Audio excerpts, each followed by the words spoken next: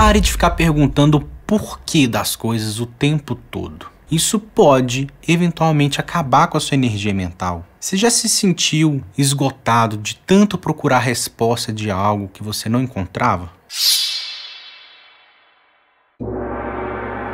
Saudações, eu sou Rafael Bauti e seja muito bem-vindo ao Inner Innovation. Saber fazer a pergunta certa muitas vezes é um processo quase cirúrgico. Às vezes há toda uma construção simbólica e tem na base uma pergunta errada. E quanto errado, eu quero dizer algo que erra o alvo, algo que impede o fluxo, que impede a flexibilidade. Por exemplo, é muito comum as pessoas se emperrarem em um processo de luto, se perguntando por quê. Mas por que ele morreu tão jovem, tão saudável? Mas por que ele me trocou por outra? São perguntas que, de maneira geral, não te dão uma resposta razoável. E se você acreditar que realmente precisa desse tipo de resposta, você pode acabar se forçando a fazer uma construção que não seja muito razoável, que não vai te fazer tão bem assim, distorcida do real, somente para poder apaziguar a sua dificuldade de lidar com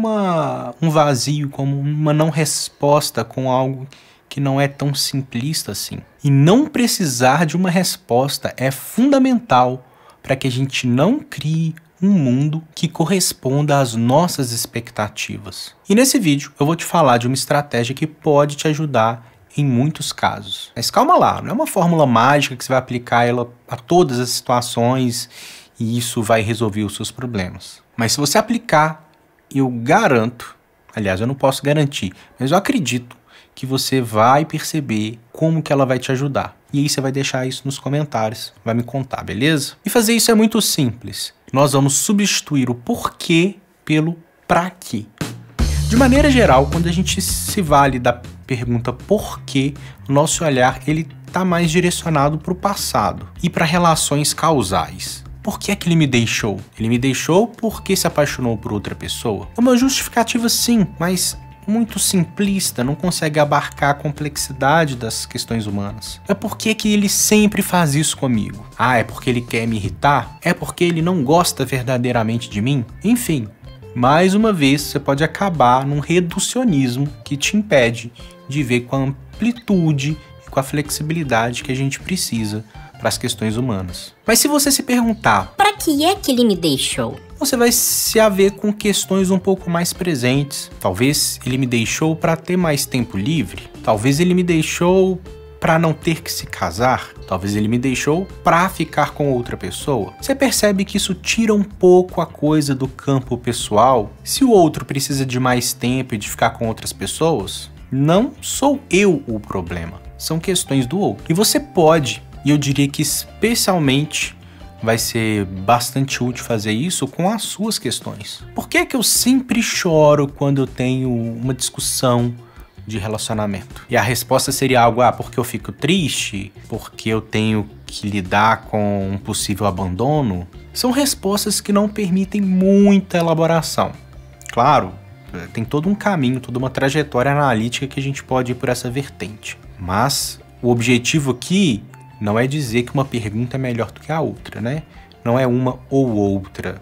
Mas se você se pergunta por que em demasia, e se a gente fizer a pergunta do pra quê? Então, pra que é que eu fico triste depois de discutir a minha relação? Isso vai te ajudar a perceber um pouco mais as consequências desse comportamento. Ao invés de estar direcionado a uma explicação do passado, vai te ajudar a perceber as questões mais relacionadas ao futuro. E talvez você se dê conta de que sempre que fica triste, seu namorado acaba tendo um pouco mais de empatia e de te escutar melhor. Ora, então talvez o que você tenha não seja uma tristeza, mas uma estratégia para que o outro te escute, te dê mais atenção. E se você conseguir uma outra estratégia para ter essa necessidade de ser escutada, talvez você não precise mais de ter ADR nesses moldes, nesse modelo, onde o seu afeto vem muito intenso e você acaba ficando muito triste. Muitas vezes o pra quê nos aproxima dos nossos ganhos secundários, porque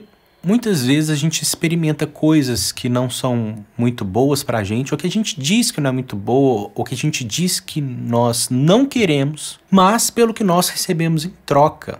Isso eu não tô falando de um campo consciente, onde nós aceitamos fazer alguma coisa que a gente não quer tanto para receber algo em troca. Esse mecanismo está acontecendo sem a gente se dar conta. Por exemplo, muito comuns, né, jovens adultos que reclamam por viver com os pais, por não ter autonomia, de querer ter mais independência. E se você o pergunta por que é que ele não mora sozinho, ele vai te dar uma resposta como: porque eu não tenho condição financeira ainda. Mas esse é apenas um aspecto. Talvez ele seja o mais importante, o mais relevante para um sujeito, mas para outros não. E muitas vezes estimular essa noção do pra quê vai fazer esse sujeito se aproximar da percepção de que ter casa, comida e roupa lavada ainda é muito importante. Esse é o seu ganho secundário. E tendo consciência disso, o sujeito vai poder então exercer a sua tomada de decisão. Será que eu estou pronto e será que eu estou disposto a abrir mão disso para,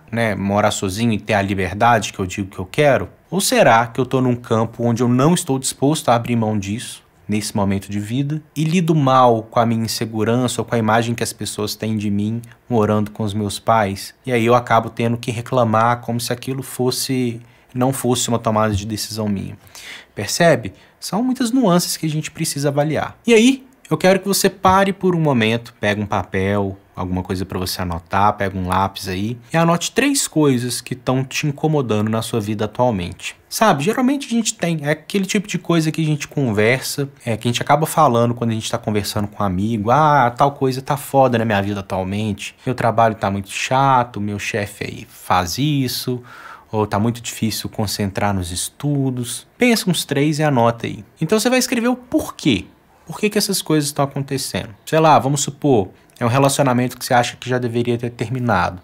Por que é que eu ainda estou nesse relacionamento? Isso vai te trazer algumas reflexões. E logo embaixo, pense novamente: para que é que eu estou nesse relacionamento? Tente fazer isso em um estado bastante aberto, sem estar muito afetado ou com muita raiva, ou se você acabou de se reconciliar com o namorado e aí você está muito bem, isso vai tendenciar as suas respostas, por assim dizer. Então uma estratégia para isso é fazer em vários momentos diferentes, com humores diferentes, para você perceber o que é que está formando, o que é que está mantendo esse vínculo. Não tem resposta certa para isso, mas eu espero que isso te ajude a elaborar e entender um pouco mais as coisas que você está experimentando na sua vida.